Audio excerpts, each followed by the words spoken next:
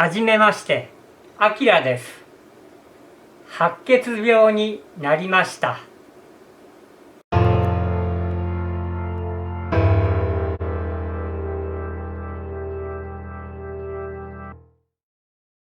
こんにちは。白血病サバイバーのあきらです。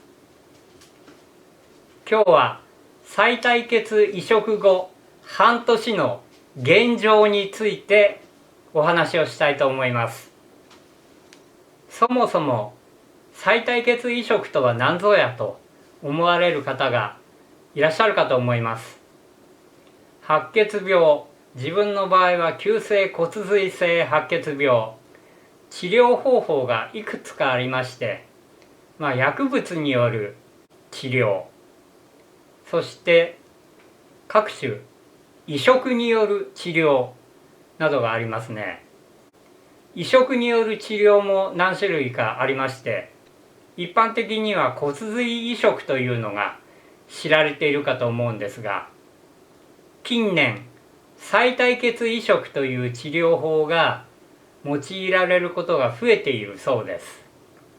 これは赤ちゃんのへその緒の血をですね、白血病患者の体内へ移植することによって、その患者の免疫、血液を作っていくというような、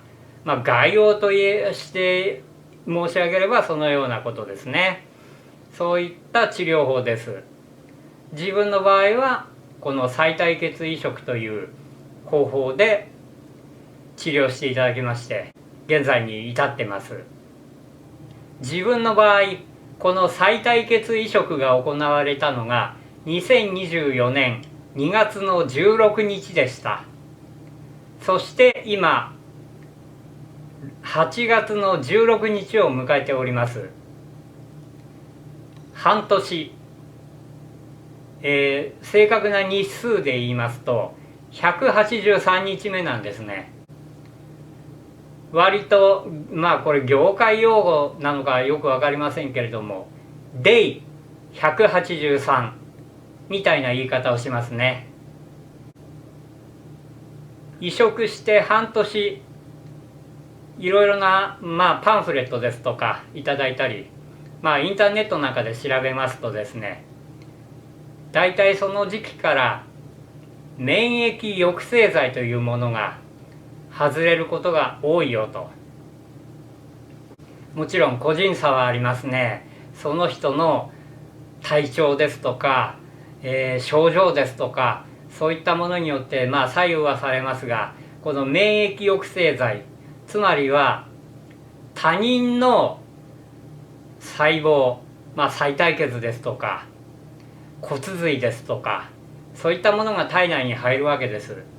そうするとそれらのものがですね、白血球などを作り出してくれるんですけれども、悪い白血病細胞などももちろん攻撃してくれますし、例えばウイルスだとか、そういったもの、細菌の類、そういったものを攻撃してくれるんですけれども、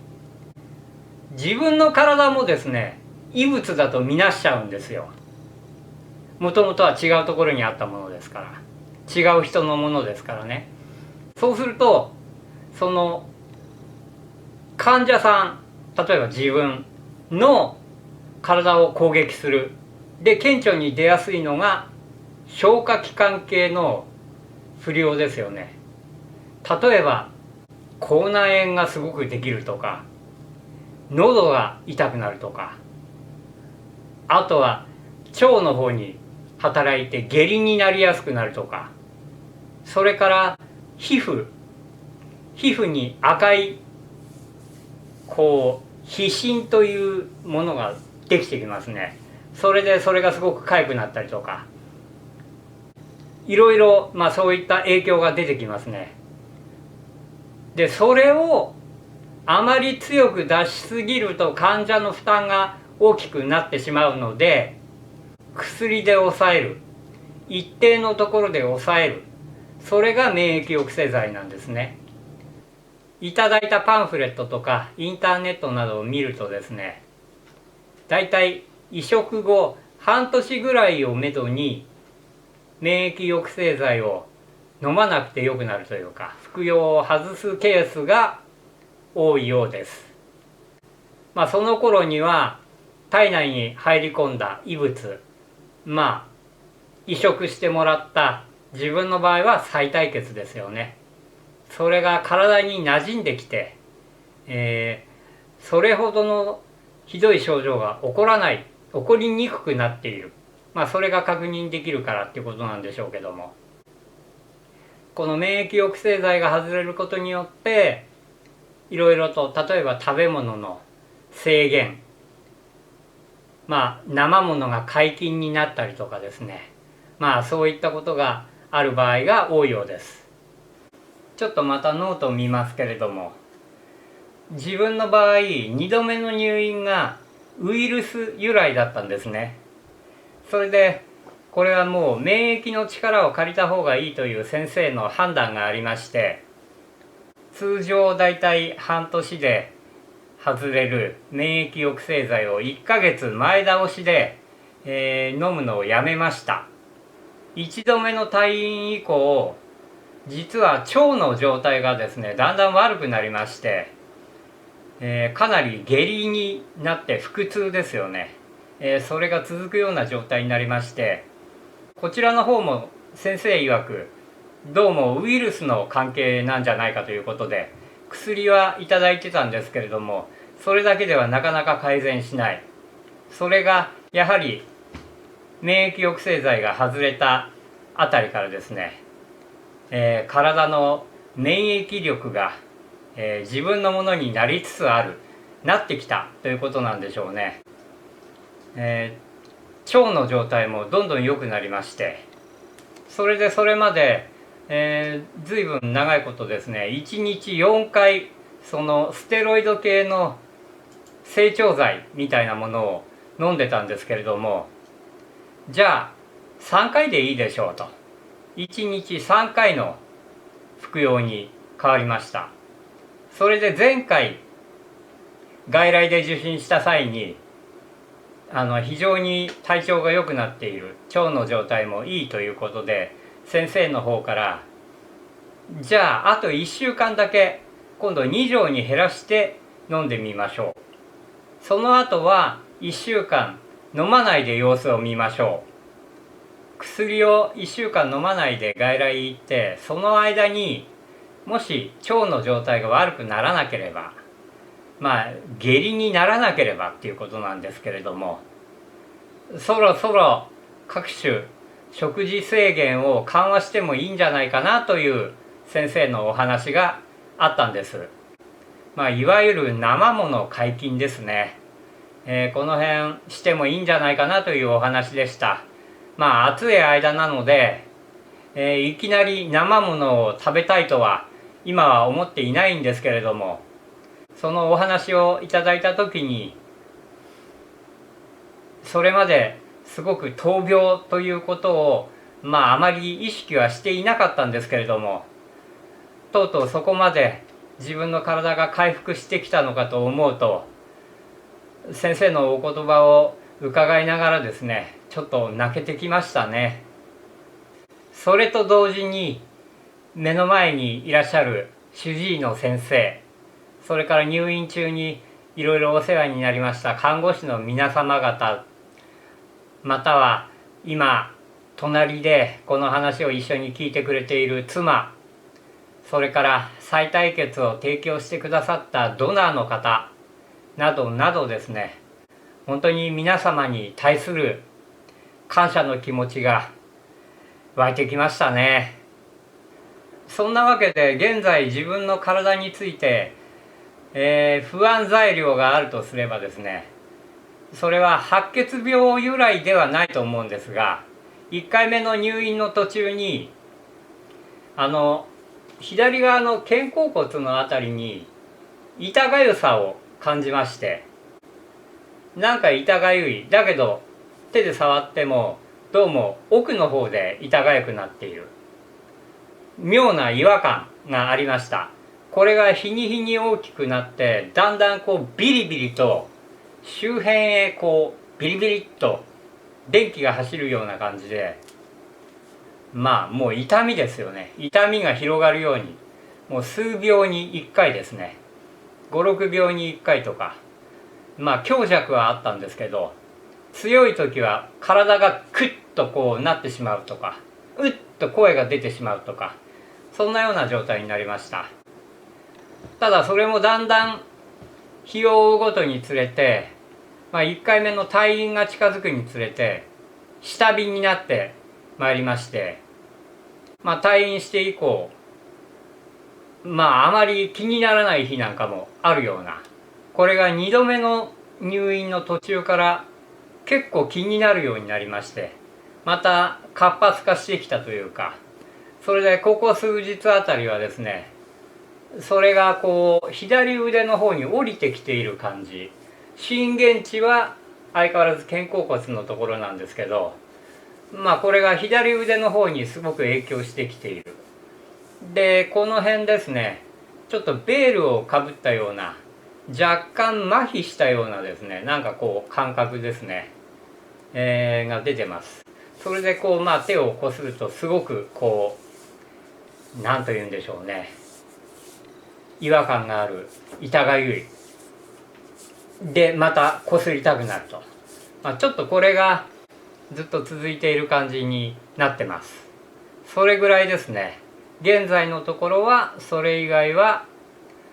特別体で問題があると思っているところはありません。で1回目の入院の途中からですね、自分の体温、平熱がちょっとこう上がった感じがありまして、以前はだいたい36度前半だったですね。それが今はもう37度近い感じですね。ですが体が熱っぽいとかあんまりそういう感覚はないので、もうそのぐらいの平熱になってるのかなと。以前テレビで免疫力が低い人っていうのは体温が低いんですよっていうようなことをやってました。だからもっとこう体温を高めるような、免疫力を高めるような生活をした方がいいんじゃないかと。だから自分は今平熱がちょっと高めなので、その分免疫力が高まっているのかな、高まりつつあるのかな、そんな気もしています。腕なんかは結構ですね、こう色素が沈着して黒ずんでます。こういうのも一つの後遺症ということではないんでしょうけどね、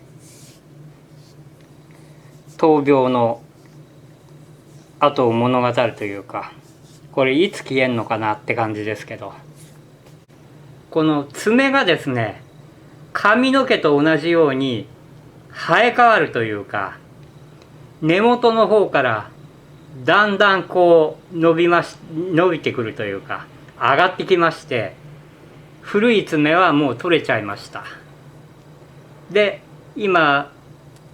爪の先が結構ボロボロっていうか、まだちょっと柔らかい新しい爪に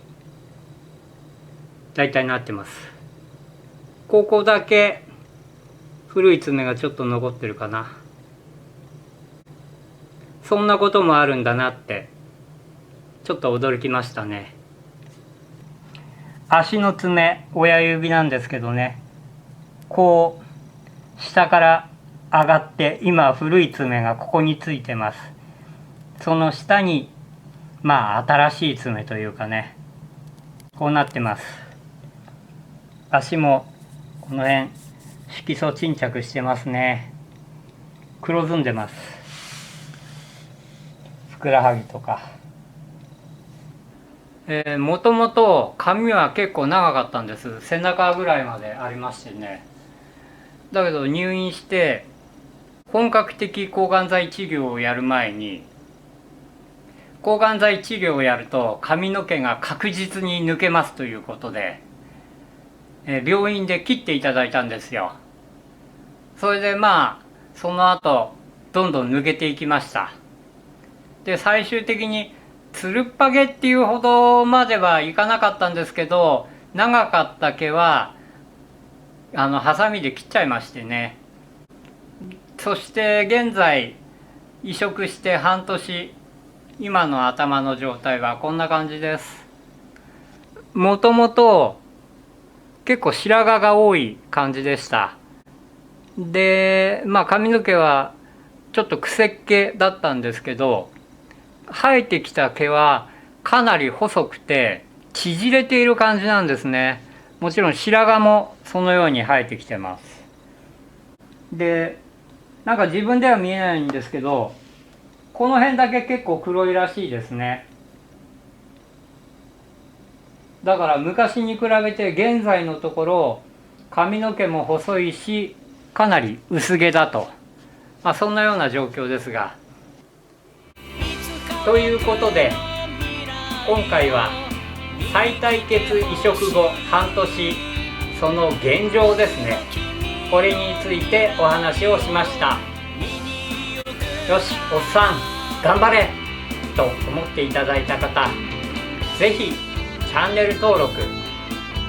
高評価、そしてコメントなどお寄せいただけたら今後の励みになります。どうぞよろしくお願いします。